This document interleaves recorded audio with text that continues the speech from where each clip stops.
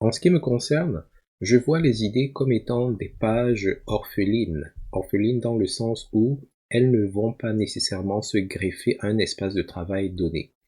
Faut garder à l'esprit que dans Microsoft Loop, l'objectif des espaces de travail, c'est de regrouper au sein d'un thème, d'un projet, un ensemble de ressources euh, qui vont vous permettre d'arriver plus facilement ou de conserver l'information ou de fédérer l'information autour de ce projet, de cette situation, etc.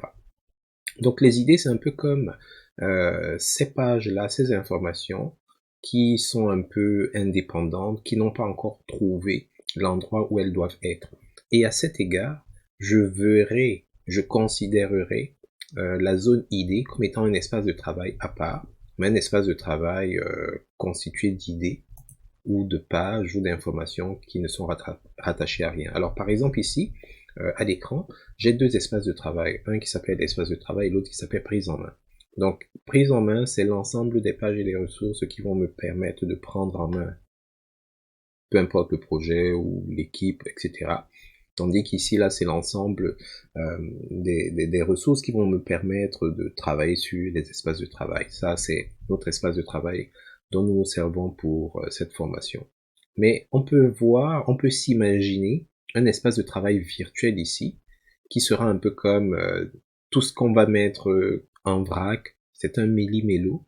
C'est peut-être une zone où on peut justement capturer les idées qui ne sont pas encore claires, qui ne sont pas encore finalisées, avant ultimement de décider où est-ce qu'elles vont se rattacher, dans quel espace de travail est-ce qu'on pourra les regrouper pour avoir une certaine structure, une certaine cohérence. Pour accéder aux idées, vous avez plusieurs solutions.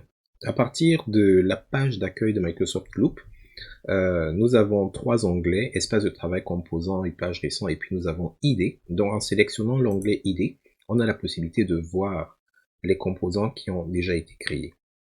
Alors permettez-moi d'aller chez Alex, parce que Alex, lui, il avait déjà certaines idées. C'est l'individu le plus actif de l'équipe. Alors si on vient ici dans l'onglet idées à partir de la page d'accueil, on peut voir les idées qu'il avait déjà. Donc elles seront listées ici là, et il s'agit tout simplement de pages. La deuxième manière d'accéder à la liste des idées, c'est d'ouvrir n'importe quel espace de travail. Puis dans l'interface, au niveau de votre volet de navigation à gauche, vous avez en dessous le volet que vous connaissez déjà qui liste pour l'espace de travail que vous avez sélectionné l'ensemble des ressources qui lui sont assignées, mais juste au-dessus, nous avons l'icône du logo, nous avons la zone qui nous permet d'accéder à toutes les pages récentes sur lesquelles on a travaillé, et nous avons également la zone idées qui nous permet de voir les idées que nous avons créées. Donc si on repart chez Alex, on revient dans les espaces de travail, on entre dans espace de travail et on vient au niveau des idées pour avoir donc les différentes idées qu'il a déjà conçues, créées, mises en place. Alors ces idées-là, on peut les regrouper ou les afficher, les visualiser de différentes manières. Par défaut, vous voyez toutes les idées qui ont été créées, mais vous pouvez également voir uniquement celles qui ont été partagées. Nous reviendrons un peu plus tard sur cet aspect-là, où vous pouvez voir les idées qui sont encore privées.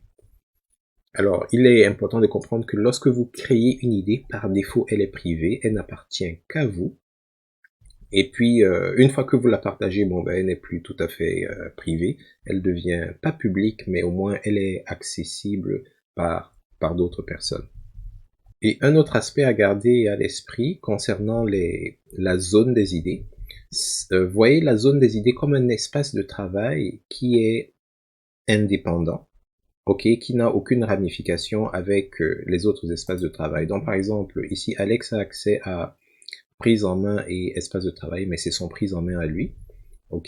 Alors les espaces de travail des idées sont en dehors de ceci. Ils sont indépendants de ces deux espaces de travail. Ça fait que Alex peut accéder à ces idées, quel que soit l'espace de travail dans lequel il se trouve. Donc si j'entre par exemple dans prise en main et que je vais ici dans les idées, j'ai accès à ces idées parce que c'est un espace de travail indépendant. Si je reviens ici, je viens plutôt dans espace de travail. Même chose, en venant ici sur idées, je vois mes idées, mais il n'y a aucun rapport entre les deux. Et bien entendu, euh, vu que les idées par défaut sont privées, les idées d'Alex, moi je peux pas les voir. Donc si je reviens ici, là, dans mon espace de travail, je ne vois pas du tout ces idées-là, il n'y a aucun moyen pour moi d'y avoir accès, à moins que Alex partage ses idées avec moi.